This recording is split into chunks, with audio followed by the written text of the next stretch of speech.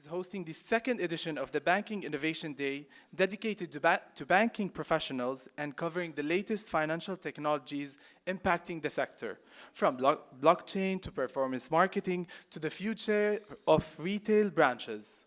I'd like to tell you to know more about what's going out throughout the day. I'd invite you to download the app ArabNet Beirut 2018 to know what's going on throughout the day. Now, without any further ado, I would like to invite Omar Christidis, the founder and CEO of ArabNet, to address his welcoming keynote.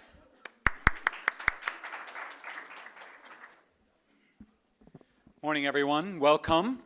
I'm very excited to be opening the second edition of the Banking Innovation Day. And the reason why we started this is, how many people here were downstairs and had a chance to listen to the opening ceremony? Okay, great. So you know that one of my key messages was really around disruption in all sectors, right? Every sector today is being transformed by technology. And banking is one of those sectors. And maybe one of the fastest, or the ones experiencing the fastest disruption. Fintechs are booming globally and in the Middle East region.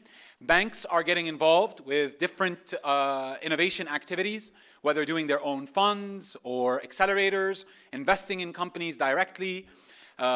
All the banks that we are engaged with around the region, and now we cover banking innovation across all of our activities. All of them are investing today in technology. So I actually ask you, how many people are bankers in the room? Raise your hand. Okay, great. So most of you are bankers. I'd like to know how many of you, well, you all visited a branch, but outside of your role as a banker, right? Have you visited a branch as a customer in the last month? Raise your hand. Okay, so if you had a choice, if I had a choice, I would never visit the branch. Please raise your hand if you agree. If I had a choice, I would never visit the branch. Great. You are the bankers saying this. Your customers want to go to the branch even less, right? And so today here we're discussing a lot of the transformations that are taking place, whether they're around chatbots and how those are affecting customer service, whether it's the implementation of things like robo-advisors, or what the future of the branch will even look like, given that none of us really want to be there. So I welcome you to this day. We've got some great speakers coming in from all over the world. We have also decided this year, based on your feedback from last year, that there are some topics you wanted to dive deeper into. And so we have three more hands-on workshops taking place. This room will be where we have the broader discussions, the kind of sessions or talks, panels.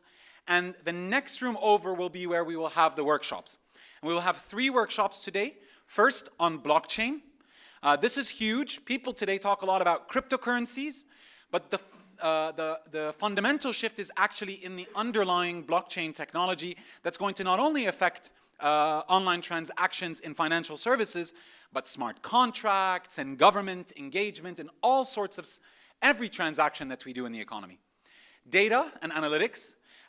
Today, this is going to be a huge area for every industry. Everyone today is investing in capturing more data, analyzing data, and using it to deliver personalized, customized services and offerings.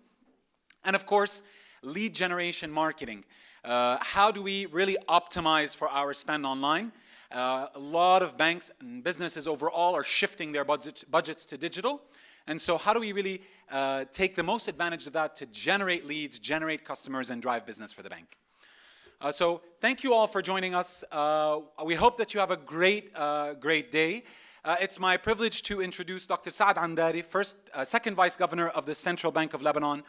Dr. Saad has been instrumental in supporting ArabNet from the very beginning of our launch in 2010. And I'd like to welcome him to the stage to say a few words about the Banking Innovation Day and why it matters.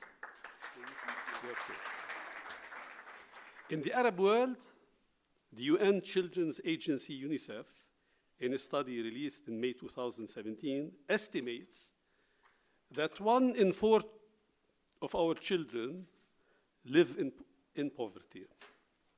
These children are often deprived of life's most basic necessities, such as housing, safe water, healthcare, and access to education.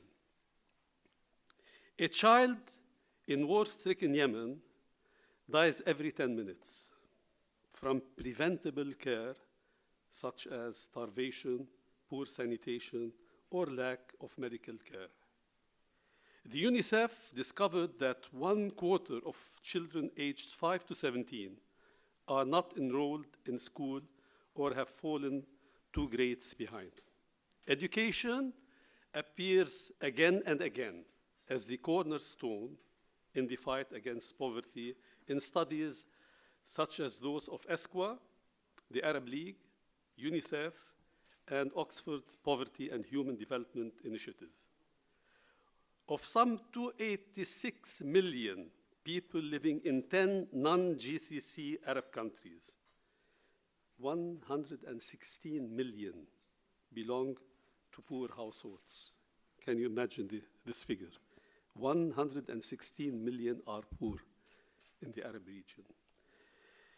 The main deprivations requiring attention in the region are education, both schooling for children and life by learning activities for those who are past the school age. The digital divide is disappearing in the Arab region and around the world. Millions of people have now internet and smartphone access. Allow me, Ya Omar, and Ambar, and Teddy, and all your staff, to call on you, organizers of ArabNet, to seize the initiative, to use your extensive outreach in this region to assess and report about success stories in the transition of poor areas from exclusion and deprivation to the information age. This should constitute a small but doable step that may link with the Pan-Arab Multi-Purpose Survey suggested by ESQA and other multilateral initiatives to put technology in the service of education and poverty alleviation. And I'm here available to support this initiative, and thank you.